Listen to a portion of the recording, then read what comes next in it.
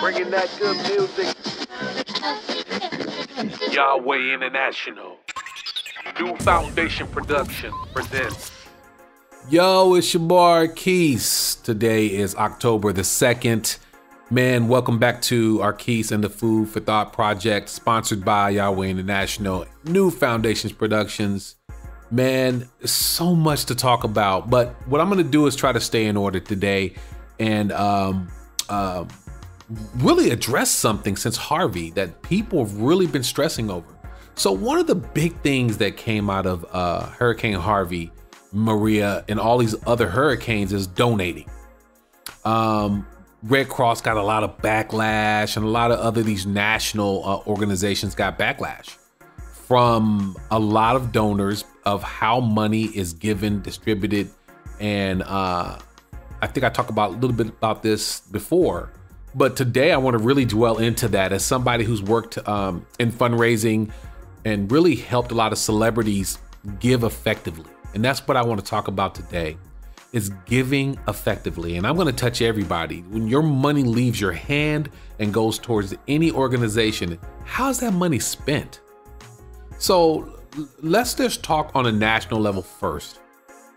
You have your, Red Crosses, your Salvation Armies, your United Ways. There's so many organizations that are out here to serve and help people in time of need. And you can just go down the list, World Peace. There's so many national organizations.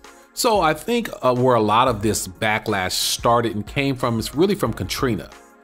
I never heard the backlash until Katrina. And so pretty much what happened was, if you remember Katrina and Haiti, actually, two things happened with some national organizations. I won't say specifically which ones did it, but two big ones said that they don't know where about $21 million went. I remember when I heard that, I was like, well, there's this unaccounted money. And as somebody who's worked in the development department, that's almost impossible. There is no unaccounted money. The programs that we use when we receive monetary or any kind of donation, let alone if you're using Razor's Edge or whatever fundraising software, when this money comes in, that money is logged in. There's a process. So I don't care if it's $1 to $50 million. This money is placed in specific places to be used specific places. Okay, I mean specific ways, right? So when you have these organizations saying, I don't know where this money went, it just boggles the mind. Like when you hear that, you're like, wait a minute, what do you mean you don't know where millions of dollars is? It doesn't make any sense. How do you lose money? Is it possible? I have a hard time understanding how it's possible, just working in a development department where we fundraise. We get checks, we get, money comes in various ways, and it's all accounted for, and we put on massive fundraisers where a lot of money can be given, it throws you back a little bit. Like, how am I supposed to help when this kind of thing happens, right? So I think that's where a lot of it comes, misappropriation of funds. And I think that really makes people angry. So if you tell me, and then always after a disaster, right? Everybody wants to do a fundraiser immediately, yada, yada, et cetera, et cetera. And I do understand with a lot of these organizations, they have quotas.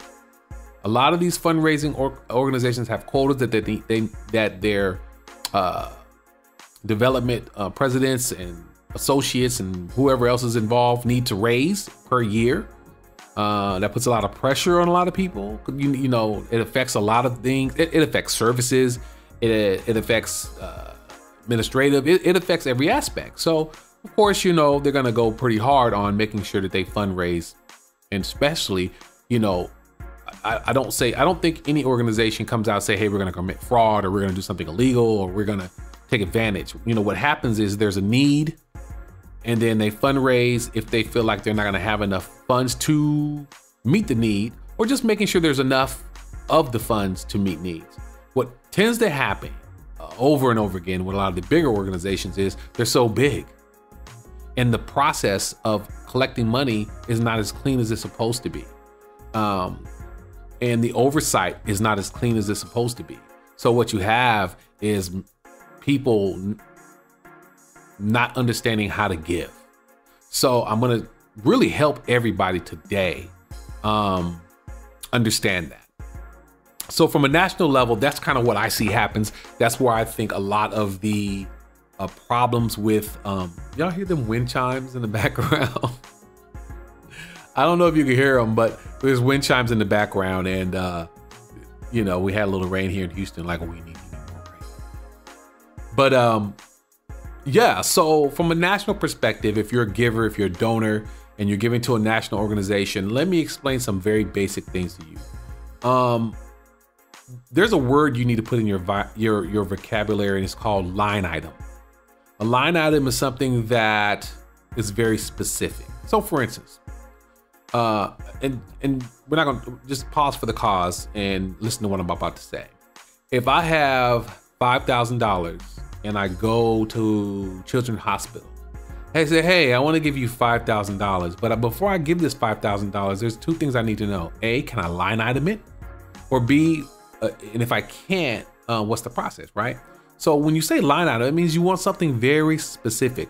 Now, the funny thing is very rich people who leave estates, they do it all the time because they understand they want their donation to be very specific on how it's used and what it goes for. So that's why you'll see a lot of buildings named after people and statues and various, you know, plaques, whatever it may be, because in their estate, you know, they don't want the money used in certain kind of ways. You know, I don't want it going to the general fund. I don't want it used for administrative fees. I want to give $1 million towards a building fund. And that can be a little shaky too. You might say, this $1 million is to support electronic documentation. You gotta break it down when you do these things, because there's all these weird loopholes that organizations can use to route money. So you've got to break it all the way down. You can't even play with it, and we'll talk about that a little later. But when we're talking about line item, it's basically you taking control of your donation and how it's used. So empower yourself with this knowledge that I'm giving you. Take control of your donations and everything that you want to do, and be a much more effective giver. And that means across the board. And that includes churches and mosques and whoever else you give to. You know, in general, a lot of times when people give, you know, when you see these mega churches and all, really just any organization, nonprofit in general, this rule that we're talking about applies to them too.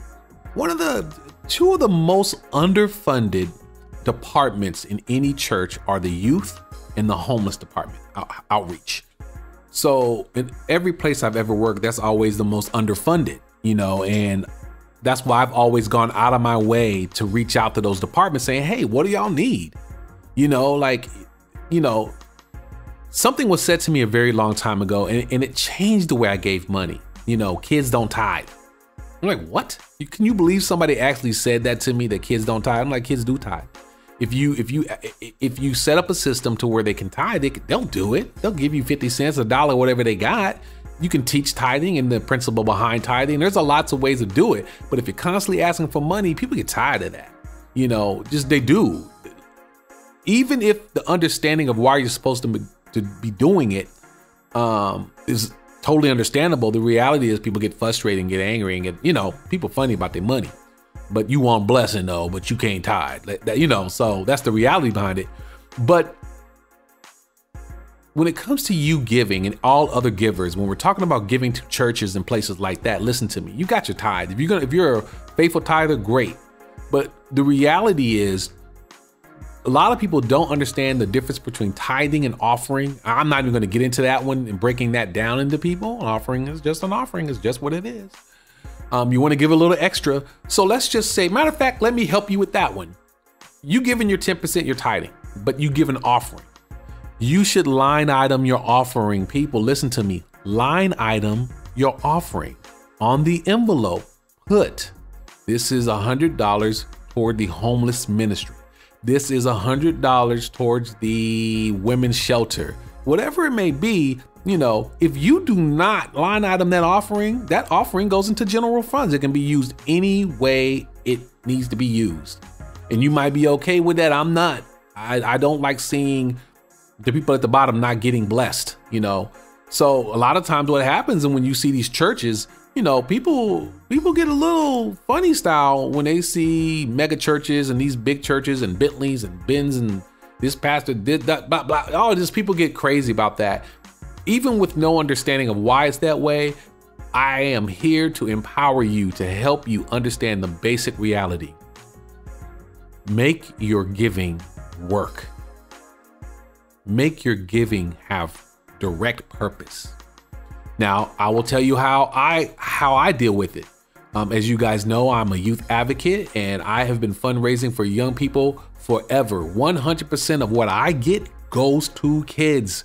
So I have a group called We Know You're There Foundation on Facebook. I think it's just called We Know You're There. But what we do is around Christmas is I pretty much tell people what we need and what we're going to buy. I make videos of the purchase. I want to make the person understand that I am spending your money. You're going to see me spending your money. You're going to watch me put this TV up. I mean, I take them through the walk like they're with me. And that's why I never had a problem getting money for the kids, because everybody knows I have a history of financial responsibility when it comes to giving. That's just me. That's just what I do as Christ-side soldiers, our keys. The way I give is visible. You can see it. You see, well, when you can see the kids, because the HIPAA law can get in the way of a lot of stuff. So I have to get waivers sometimes so kids can speak. But for the most part, you can literally see where your money is going. You know what I'm saying? Clothes, socks, underwear, toothbrush, toothpaste, TV for the kids, whatever the kids need. And that's why I've never had a problem getting money that way. And I tend to do it with agencies that I work or have a relationship with, that I can ensure that I'm not going to have problems accessing money. So let me tell you how this works. So at the place I currently work, I go to a development department in places I have relationships with. I say, hey, I'm Marquise. I work here in this unit and I have some donations coming. They get all excited. Yeah, some donations coming in. Yeah. I'm like, okay, but here's the issue. These are line item donations. Their whole mood changes because they understand what it is. Yes. So when this money come in, are we going to have any issues? I'm going to have any problems accessing this money? No, you're not. Just come in and we'll give you a card or check, whatever it may be. So I set up the relationship with the development department because I used to work in development. I understand how it works. And the givers, the donors, the receivers, and everybody's involved. So when I show up, they know what's going to happen with this money. People who give donations get thank you letters of their donation. It's smooth and easy, right? So that's kind of the way your relationship should be. Giving money and not knowing where it's going is not cool. It's just like, it's the craziest thing I ever heard. Like no one does that. But when it comes to disasters, this constantly is an issue.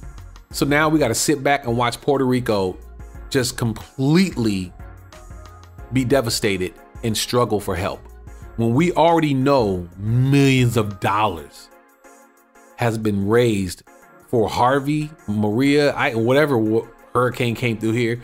Here's the problem. They forecast these hurricanes weeks in advance. Why is people waiting the last minute to do anything? That's why nothing gets done. Nobody's doing what there needs to be doing and saying, hey, this money's coming in. This is how we're going to use it. It's not rocket science. The problem is, who's the problem? Who's not planning? Who's not prepared? And who needs to get fired? Because this is a constant problem. Why do they have to be completely decimated and wait 6 to 8 days to get help? That doesn't make any sense. So that's why people get frustrated and angry when it comes to their giving. You just gave $100 and now you see that week one, day 1, day 2, day 3 is like, yo, I gave to help. Where's the help? Like you're watching it and you're like, I just gave like $1,000. Where is this money going and why is it not being affected? When there's no system in place. And listen to me, everybody listen to me. Other than an earthquake, which, you know, you kind of don't know when it's going to happen. It just happens. But hurricanes, really bad weather, there's a forecast tells you in advance. We have ample warning that a hurricane is coming because it starts off over in the African coast or somewhere and then it eases its way over this way. So it's not like they don't know these things are coming. So why are you not prepared? You know, let's just wait and see what happens. What? That's what it seems like.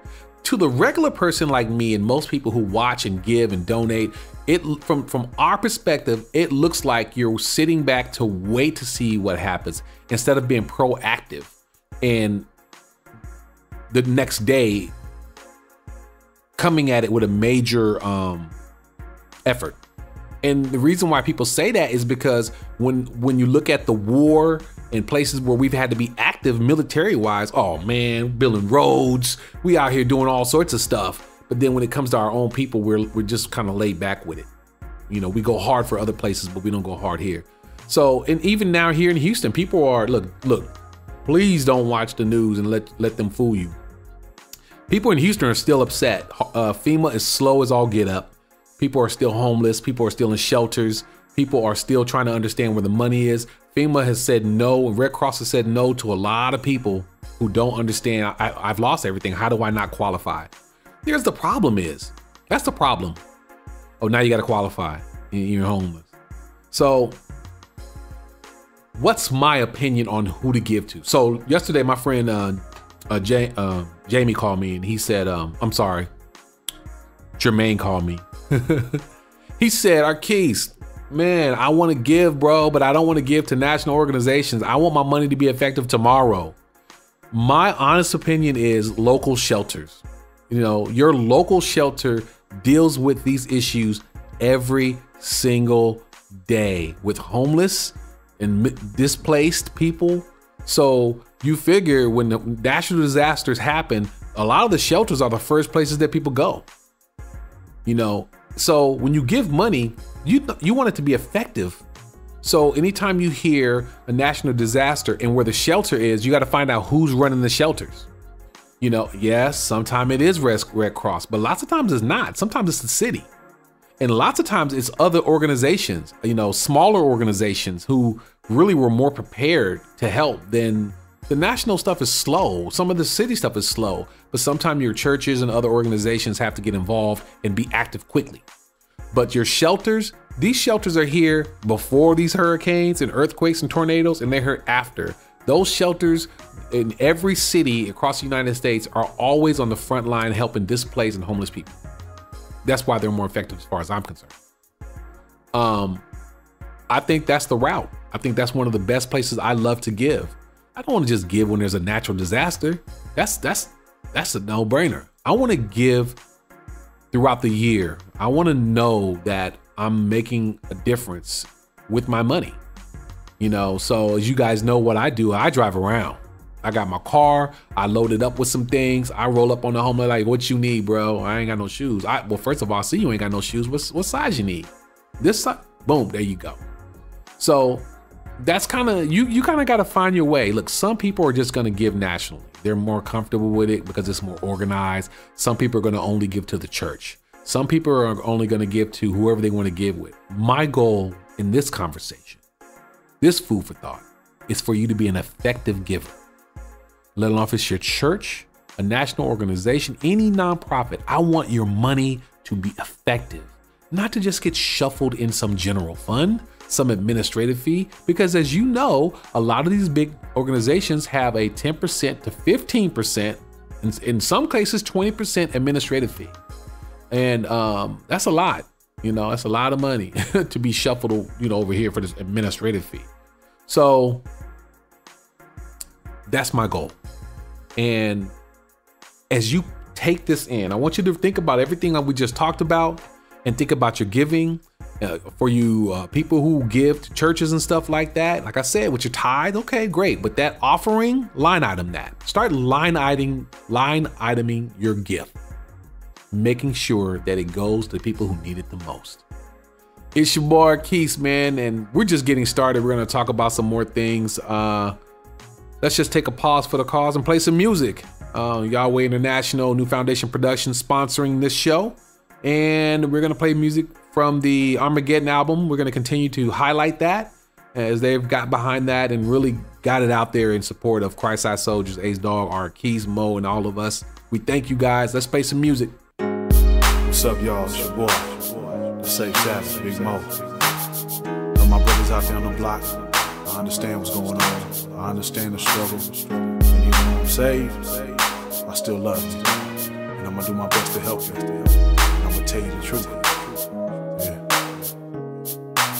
Ain't coming through in a Bentley coupe, but what I got, dog, I give to you. I speak the truth. Ain't coming through $100,000 chain. What I got, dog, I give to you. I speak the truth. Ain't coming through in a Bentley coupe, but what I got, dog, I give to you. I speak the truth. Ain't coming through $100,000 chain. What I got, dog, I give to you. I speak the truth. I tell the truth about my life. I ain't perfect. Half my life I wondered if I had a purpose. Through the valley with my rod and my staff, but even with that man, comfort came last. One uncle, two grandpas, two aunties, one homie. You love me, you take all my loved ones from me. Cousin 22, already got 3 kids. Undercover uniform, aim 9s at my ribs. I claim TBG through my early teens. God pulled me out and had a different plan for me. I'm not trying to get striped, dog, I'm speaking about my life. What I've been through, how God came through. Who is he to you? I ain't gon' lie, I done backslid before. Gave my life to God, send a little more. I've learned to live my life right, let my light shine in the darkest of nights. Ain't coming through in a Bentley coupe, but what I got, dog, I give to you. I speak the truth. Ain't coming through $100,000 chain. What I got, dog, I give to you. I speak the truth. Ain't coming through in a Bentley coupe, but what I got, dog, I give to you. I speak the truth. Ain't coming through $100,000 chain. What I got, dog, I give to you. I speak the truth. T to the R to the U to the T to the H to the T to the R to the U to the T to the H to the T to the R to the U to the T to the H to the T to the R to the U to the T to the H to the. Truth is, I ain't no better than you. Truth is, I ain't got no more letters than you. Truth is, about this far from you. Gave my life at 18, now I stand before you. Truth is, I've been riding for 6 years, now things become clear. The enemy does fear the power of our fears, cause the younger so strong, the devil so wrong. This life ain't long, he'll heal your pain, so don't refrain from calling his name. Abba, Father, he'll be your daddy when your daddy's not here. He's walking through your life, so do not fear. Just give your life, Romans 10:9.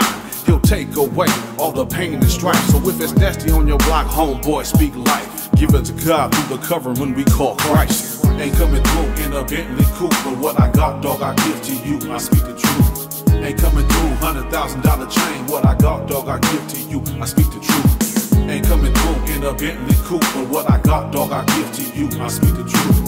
Ain't coming through $100,000 chain. What I got, dog, I give to you. I speak the truth. T to the R to the U to the T to the H to the T to the R to the U to the T to the H to the T to the R to the U to the T to the H to the T to the R to the U to the T to the H to the. Close your eyes. Repeat after me. Dear Lord, forgive me of my sins. I know you died on the cross for me. I know you shed your blood for me. I know you love me, that you gave your only begotten son. And for you, I will live now. I will strive to live my life holy and according to your word. I dedicate my life to you this day, this hour. I will not look back. I will follow you. I will read your word. I will study. I will commit myself to you. I love you. Thank you for all you do. Yeah, that's Save Savage, Big Mo, off the Armageddon compilation, man. NewFoundation Productions, Yahweh International, man. Oh boy, that song was one of my favorite songs as well. Truth is, and the truth is, man, it's just like we're in a very interesting time right now. Our country, it seems like it's just suffering. It's like one thing after another. We don't even get a break now. So today, what we had was the mass shooting in Vegas. Wow. I just struggle to find the words, man. So much has happened in the last couple of months. And then this on top of that, the suffering right now is epic in the United States. Hate is on everything that is not godly is on the rise. You know, hate is on the rise. Just greed is, oh my, out of control. Our moral fiber is just in the toilet. It's going to be some Sodom and Gomorrah stuff going on right about now, because that's what it feels like. It's like, that's what it reminds me like. The burning, California's been burning, hurricanes, earthquakes, just everything, and now a mass shooting. And I just was like, wow, Lord, I repent. Forgive me, Lord, for everything I've been doing. Just whatever, however small, however big, know that I love you and you are my all, and I don't want to be petty. I don't want to be small. I want to do things with the right mindset. I am not out here. I'm not with none of this stuff that's going on right now. I don't care about no politics. I don't care. You know, I have views about things, but at the end of the day, God trumps all of that. My own personal views about things, that don't mean nothing, because whatever he said, that's what I'm end up rolling with. So that's the Father. But I want people to really just, we got to start praying more and rebuking this evil that's slowly always been here, but really has infiltrated our country on every level. Politics, religion. I mean, you name it. The devil is on the warpath. He's not playing. And the reason he's getting a foothold, because we so busy being distracted. We're distracted with things that are not important. You know, TV, phones, Facebook, social media. It's like things are happening in our face and we're completely missing it because we're so busy trying to be important. You know, and the suffering is just increasing. Like, how bad does it have to get before you put that phone down? How bad does it have to get before you stop being on social media? How bad does it have to get before these reality shows and these videos don't mean anything? How much loss do you have to have before you realize that we're going down the wrong path? How many major political mistakes, arguments, misunderstandings, left, right, up, down, round and around, how much has to happen before you realize that I'm not happy? When I say I'm not happy, God's not happy. He's not happy. He's not causing all of this, but we're moving away from the umbrella of protection, the covering. First we take God out of the Pledge of Allegiance. There's so many things that's been leading up to this that's completely removed the covering of God over our nation. And whatever you believe, Muslims, Christians, Jews, whatever you may believe, best believe this, that evil is real. And to understand how evil grows, it really grows from our lack of understanding and compassion and empathy towards others. When we embrace certain ideologies and extremisms and some of these things that divide us, oh man, the devil, evil, whatever you want to call it, it just gets excited like, oh yes, now I can do work. And so now he's doing work right in our face. I pray for the families in Vegas that you find healing in your heart. And I pray for the family of the shooter. I saw the brother on the news and he just was in shock. I pray for the United States of America. I pray for the world. I hope everybody understands that we've got to stop focusing on the wrong things. We've lost our way. America's always supposed to have been like the beacon. Like, people look up to us. As somebody who's traveled the world, I know this because people are like, you're American. Man, everywhere you can go, you say you're American, people glad to see you. And there's a lot of reasons behind that. But for the most part, everybody wants to come here for a reason. Home of the brave, land of the free. Everything about America, just people love it. That's changed a lot. Some people are like, I'm good. If this is what y'all do out there, I don't want no part of it. You know what I mean?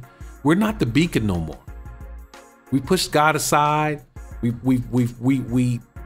elevate people who don't. We elevate the wrong people.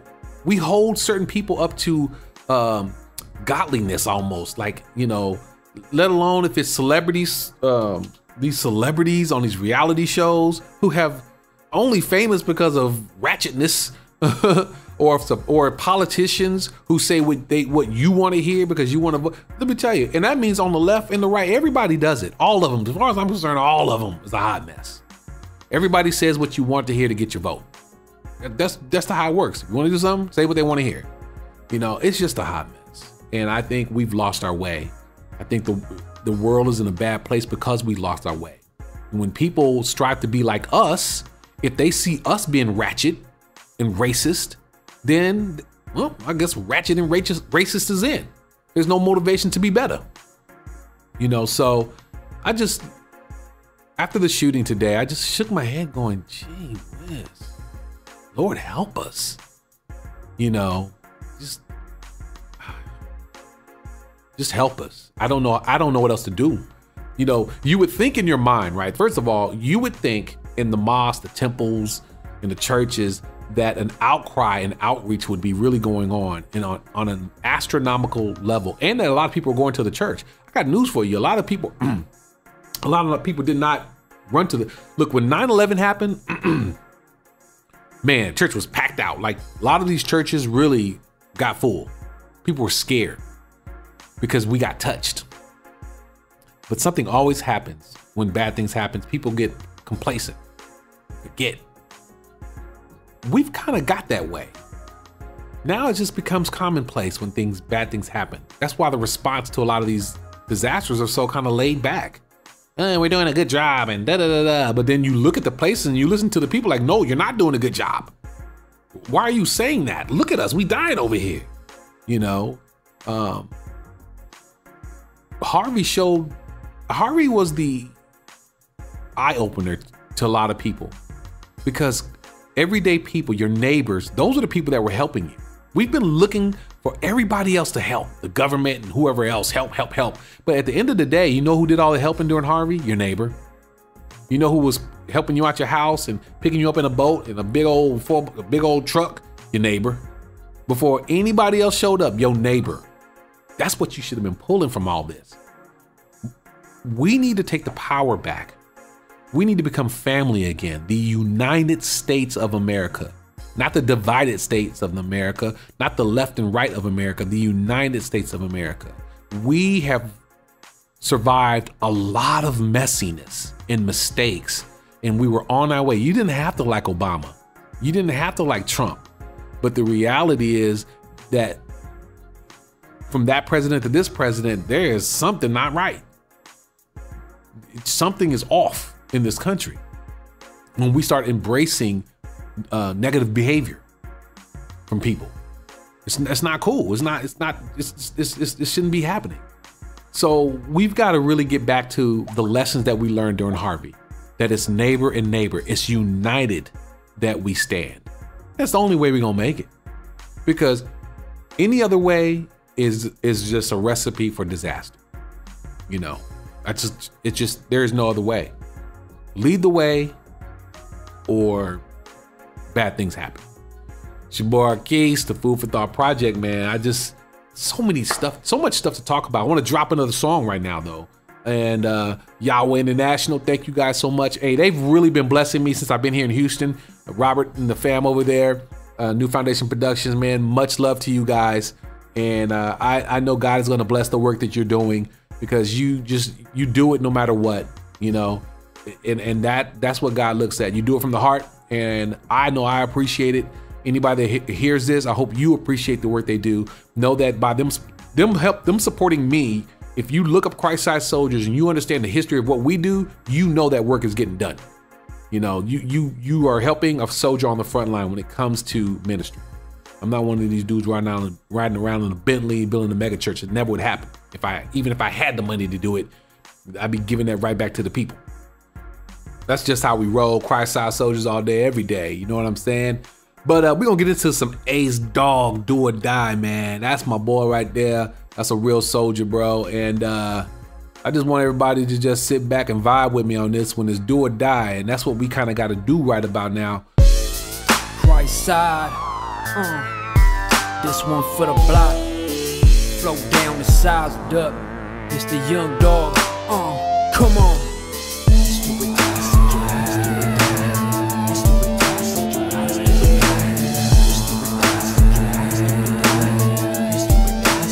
Father, forgive me, I'm a sinner as I travel through the valley of death. Lost breath, the ACE, soaked up game from the west. Less the blessed, I followed the Christ, left the rest. Relentless, the flesh left its mark on my chest.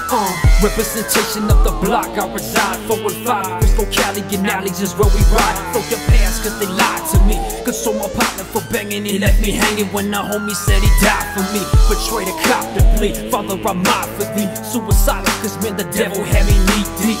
I spit the full retaliation of life that was snatched up from my dogs that's locked up. Hold it down from the bay to LA to Sac Town. Round, they wouldn't listen, so feel me now. Step to a soldier, Satan devil, get your head split. Pop in the clip, 66, and I'm bound to trip.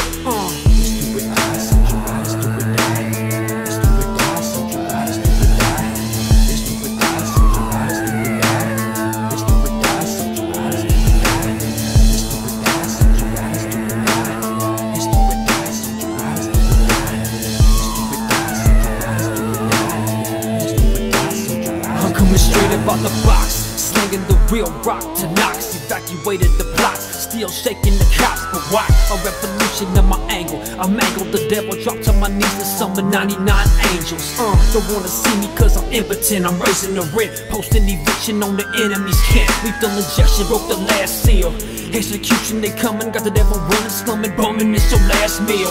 Soldier, I stay real, my soul fortified. Christ-eyed soldier till I die, that's on the 4-5. How much longer until the bone break? Fresh in the mainframe, deep in the game. For Christ's sake, the fate, the streets separate. Straight out the gate, no debate. When you scrapping with foes, you can't take, so what? I suggest you plead the fifth on my conviction. Superstition, you wishing I'm folding the opposition down.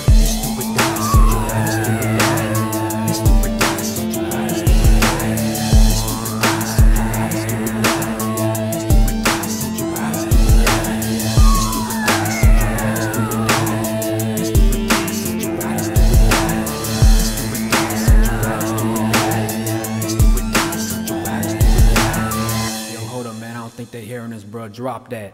Yeah, mic check. Yo, turn me up a little bit. Good bar. Soldier boys. Hey, yo, ANC, feel this one. Yeah. Now who can stand like a real man? I put in work, but the father straight bustin' until I can't stand. Man, it's the real clan. I'm evidential with mental telepathy, caused the rest of me to be grain sand. Molded in the potter's hands. The block I ran, sifted and planned. From the hills of St. Fran to the LA flatlands. As a rap man, my state's clean. Not a triple beam, takes back seat to the blood that was spilled for me back on Cavalry. Testimonies realer than real. Thug life. Yeah, chapel with the battle that rattles me. Check the resume, I seldom play killer may elevate from the cellar out the bay, trying to make it to see another day. Heavenly Father, I pray that lost souls one day will genuflect in your presence, lifting your son's name. And you gon' bring the rain, forsake the send down fire. Strap a riot, cause every knee gon' bow to the sire. Think I'm bluffing, partner, you tripping out and bury my thug ones, loved ones for sinning lack of submission. Dropping like flies, man, it's do or die. Straight representing bucking shots up at the devil, you rebel for Christ's side. And it's locked down, yeah. Christ-side soldiers do or die. One for the Father, two for the Son, and three for the Holy Ghost. You feel? It's your boy, Yeah, Ace Dog. Art Keys in the Food for Thought project, man. Yo, that's do or die, Ace Dog, off the Armageddon compilation, man. Thank you guys again for putting that together. Yahweh International, NewFoundation Productions. Man, oh boy. Hey, we're gonna roll right into this conversation because I don't want to give it too much time, because I can talk about this whole NFL Trump thing. I can get into this like an hour easily. Let me just, first of all, let me just say this. I live in Texas. These people out here are so patriotic. I mean, this flag's on trucks out here. It's all about patriotic and this, that, and the other. I don't know when, but I don't know when the flag seemed to be only about the military service. I just don't recall it. In my earlier days, I don't remember that being. But I think for the fact that when military people fight, when we're in wars and they die, the flag is draped over the coffin. It's a representation of giving your life for your country. I think that has a lot to do with it. But there are a lot of people that died for this country, and not just the military. And I don't even want to get into the all of that. There are a lot of people that gave their lives for America to be what it is today. And you, let alone if you say it's the natives, let alone if you say it's during slavery, let alone if you say during civil rights. Look, a lot of people died for that red, white, and blue, and them stars. And I think that's that thing that people missed. Being a patriot, they're trying to limit it to just military service, and I'm never a fan of that. First of all, let me get to the real issue. Kneeling and protesting during NFL games. Okay. Yes, is that a job? Yes, that's a job. You got hired to do a job. Is the job the workplace, the proper place to be doing protests? Well, it counts on, let's just take all the politics out of it and look at the fact. Is there a written policy in the NFL about kneeling during the Pledge of Allegiance or whatever it may be? If there's not, then there's no policy. If there's no policy, then you can do what you want. See, here's the thing. Stop messing with the Constitution and the freedom of speech. I don't care if it's on the left or right. You may not like what the person is saying or doing, but welcome to America, where you have freedom to do those things as long as it falls within the proper guidelines. And just because you want to set up the political right to that, hey, they should be standing during the Pledge of Allegiance. Should be and do is two different things. Just like racist people should not be walking around with Confederate flags and yelling out racial stuff. Should be and doing is two different things. See, this is America. You could never get away with that in some of these other countries. You'd be locked you'd be dead. Freedom of speech is so important. We don't understand the importance of it. The freedom to protest. Look, if there's a policy at any job, don't make the NFL the job only. Any job, if there is a policy around the Pledge of Allegiance and anything else like that, then yeah, you can be fired but there isn't one. So if you don't like it or not, the reality is the right to protest, they can do it. I just don't like that. No, a lot of people don't like it. But what you don't like, you can't enforce your will on other people. It's just, you just can't do it. And you gotta also understand something as well. Do you know how many schools can't say one nation under God? I don't like that. I'm a Christian and I don't like the fact that they took God out of the Pledge of Allegiance. But guess what? It was violating people's rights. So you gotta understand that the Constitution is a very simple document, but complex at the same time. So just like it helps you in one way, it helps others in other ways. Freedom of speech is a very tricky thing, but then again, it isn't. You have the right to freedom of speech.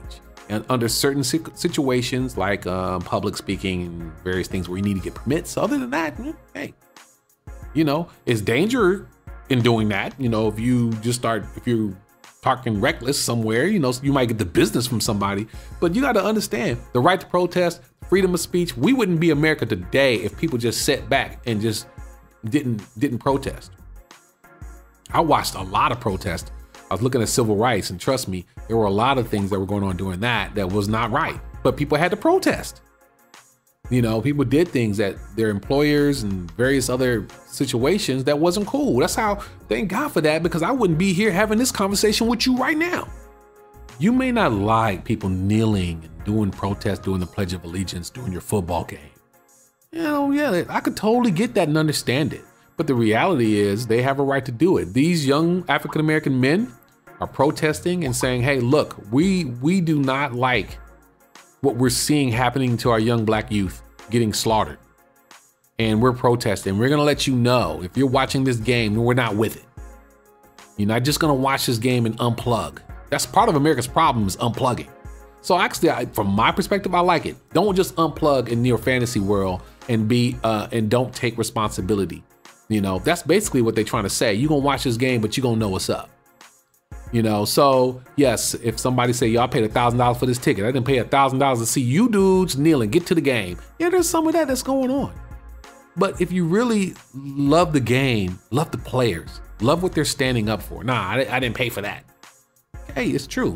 But the reality is, if there's no policy, then oh well. No matter what you feel or what you think, they're gonna do what they're gonna do. And that's just the way it is. You know what I'm saying? So we have to get out of that mode of what's patriotic, what's not patriotic. Man, this year's been one of the most unpatriotic years of all time. I've seen more stuff in the last year, well, actually 2 years, most unpatriotic stuff, and no one be caring about that. Stop picking and choosing which things are patriotic. There's, oh, don't even get me started. The stuff that's being said. First of all, let's talk about this flag. We're not supposed to be pimping this flag for various advertising and stuff like that. This thing is supposed to be, if it's gonna be sacred, let it be sacred. But because we've been using this flag in various ways for so long, it's lost something when it comes to how we see it. We all put our hand over our hearts and all that stuff and blah, blah, blah. But in advertising, football game, none of that stuff is supposed to be on the TV, anywhere where there's a profit being made. You know what I'm saying? So we need to get back to that flag being used in the right and appropriate place and manner. Any place where money is a profit and all that stuff is happening, it doesn't need to be happening. Don't be pimping. It's the same thing I say about, as a believer, it's the same thing I say about Christ. Stop pimping Jesus. You know, stop building your fortune on his back. You know, it's the same thing I say about the flag. Don't build your fortune on the back of the flag, and not just in your mind, but literally taking the image of the flag and using it to profit. I've never been a fan of that because too many people die for that. They didn't die for you to be making all this money off of this image, you know? So I'm very curious to see, let's see, I'm gonna go online real quick. Let's just take a quick look. How can you use the flag? Let's see what it just says. Let's see, there's always USA.org. Let's see what it says. I just want to see what, okay. Check it out. The flag code. There's a code. Standards of respect. Flag etiquette. The flag should never be dipped to any person or thing. What does that mean? Well, the word dipped. Well, it should be flown upside down only in distress signal. Okay. The flag should not be used as a drapery. I already know people in trouble for that one. Or covering a speaker desk. A speaker desk draped over platforms. Oh my goodness.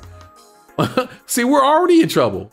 Or for the decoration in general. We're not even halfway through this, and I'm thinking of all the ways that's already been violated in media and in general. Oh my goodness. The blunting of the blue, the red, the white stripes are available for this purpose. The blue stripe is for the blunt. Okay. I'm trying to read something. The flag should, the flag should never be used for any advertising purpose. The flag is to never be used for any advertising purpose. The minute you put it on TV, you're advertising. The sponsors make money off of the image. See, this is what I'm talking about. Already in violation. Printing otherwise impressed on such articles and cushions, handkerchief, net. Boy, if you look up the flag etiquette, I want everybody to read this. Because when you start reading it, you really see how we are pimping this flag. It's ridiculous. Your flag should never be placed on it or attached to any marks, insignias, letters, word, figures, drawings of any kind. The flag should never be used as a recipient or receiving, holding, carrying, or delivery of anything. You know how many businesses? Oh my goodness. This is the flag etiquette. Just looked it up. Mounting flags. You know what? Just take a day, not even a day, just take a minute to look up flag etiquette on your computer. And you're gonna be, if you think you're mad about people kneeling, oh, you're gonna be infuriated because you're gonna realize how many violating things that you've seen and didn't even know it was a violation. It didn't say nothing about not kneeling, not in specific, but I can tell you every day I've seen this flag be violated in advertising and media in multiple ways, and no one's incited to be upset. But when you read that and you see how it's worded, oh my goodness, what can I say? It's your boy Keys, man. Just wanted to thank everybody for tuning in. I hope you got something out of it. And just say no to flag abuse. Just joking. Oh man. But just be open to understanding God's purpose, what's happening in America, and everything that's going on. Don't just be narrow-minded about issues. Get knowledge. Like, you know, I could have been upset about the whole I could have been upset about the kneeling. Let's just say I was upset about the whole kneeling on the flag thing. But if I would just read that, I'd have been upset with the NFL and a whole lot of other people. I'm throwing everybody under the bus. Everybody wrong. Stop pimping the flag. And stop pimping Jesus. That's how I see it. It's your boy Keys, man. Food for thought. Yahweh International. NewFoundation Productions, man. We out.